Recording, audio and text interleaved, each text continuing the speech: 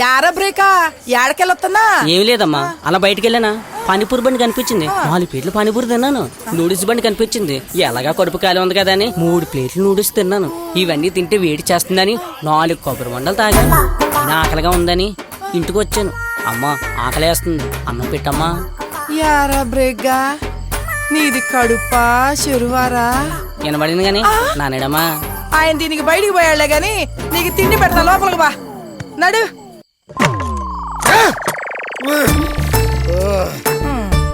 వచ్చాడు తాగుబోతు వచ్చినాడు. అందరూ ఆశ్చర్యంగా చూస్తున్నారంటే కామెడీ ముందే మా నాన్న పేసు ఇంత సీరియస్ గా ఎందుకుందా అని. నాకు ఆనందమైన బాధ అయినా దిగులైనా అన్ని ఆడి గురించారా నా నల్లగాయ. వాడేం చేశాడయ్యా? ఎప్పుడు వాడినంటావు?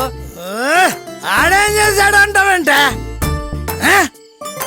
పెళ్ళైన వయసు వచ్చింది కానీ పెళ్లి చేసుకోమని కాదు.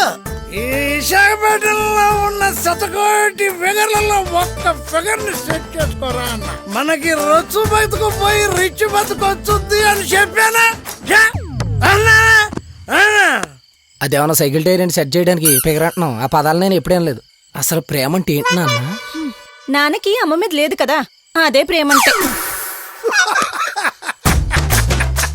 అరే ఒకప్పుడు ప్రేమ అంటే మనిషి మనసారా కోరుకునేది, కానీ ఇప్పుడు ప్రేమ అంటే 3 క్లబ్బులు, 2 పప్పులు, 2 సబ్బులు అంతే. నీ దృష్టిలో 2 నిబ్బులు. ఎదవగోలని ఎదవగోల. చిచ్చి ఇంత మాట అన్న తర్వాత నేను అన్నం తిన్ను. అమ్మ ఫ్రూట్స్ ఏమైనా ఉంటాయి? అనే నేను కూడా వస్తున్నాను. కూర్చొని ఆలోచించండి అంటే లేచి వెళ్ళిపోయారు. అయినా నా పిల్లం ఎదవకి బుద్ధి లేదు, నా కొడుకు ఎదవకి బుద్ధి లేదు, నా కూతురు ఎదవకి బుద్ధి లేదు, ఈ నల్లకాయ ఎదవకి అసలు ఏమీ లేదు. అందరూ పోయారు, మేము పోతాం. నిద్రపో.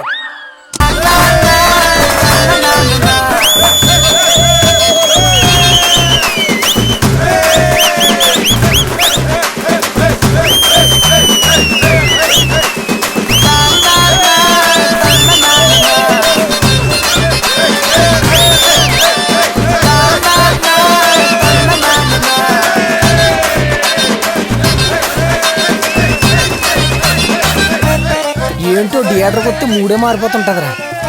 నేను చూస్తే ఉన్న 3 దొబ్బిందిరా. అంటే అలా వదిలేకిందిరా. మరి ఎంత పిచ్చండి బావా. అయినా ఇలాంటి పిచ్చోళ్ళు మనం ఎంతమందిని చూడలేదు బావా. అదంతా ఎందుకు గాని పద బావా, మనకు సినిమాకి టైం అయిపోతుంది.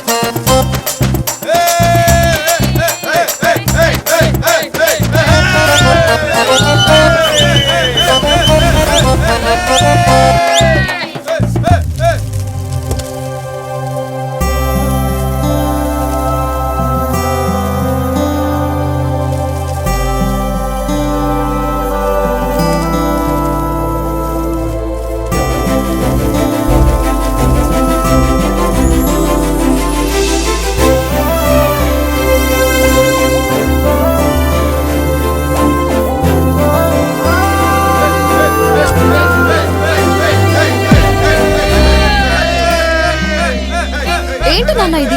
మరి అంత పిచ్చా? రా నాన్న. ఆగమ్మా, ఆయనంటే నాకు దేవుడితో సమానం అమ్మా. ఆయనంటే నాకు ఇష్టం ఇప్పుడు వచ్చింది కాదు. వాళ్ళ నాన్నగారిని మా నాన్నగారు అంటే మీ తాతగారు బాగా ఇష్టపడేవారు. ఆ ఇష్టమే నన్ను నాగార్జున గారిని ఇష్టపడేలా చేసింది. కష్టాన్నైనా వదిలించుకోగలం గాని ఇష్టాన్ని వదిలించుకోగలమా తల్లి? సరే రండి. అయ్యో తల్లి ఆగమ్మా, ఆగు, నా మాట విను.